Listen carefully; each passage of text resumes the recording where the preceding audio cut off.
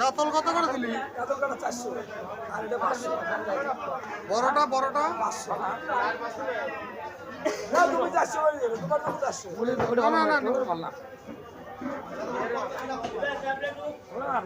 কালকে চিংড়ি নিয়ে গেল, কালকে চিংড়ির দাম বলে বেশি নিতে,